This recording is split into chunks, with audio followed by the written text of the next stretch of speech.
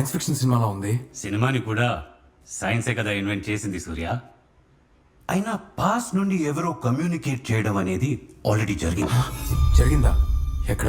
రష్యాలో ఎప్పుడో 1982లో ఉండే రేడియో స్టేషన్ నుంచి 2015లో ఉండే మనుషులకి వాయిసెస్ వినపడడం మొదలయ్యాయి.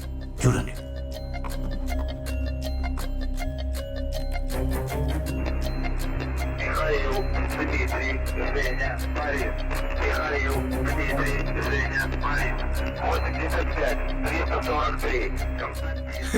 ఏముంది సార్, ఎవడో ఏదో ఆ రేడియో స్టేషన్ నుంచి పంపించుంటాడు.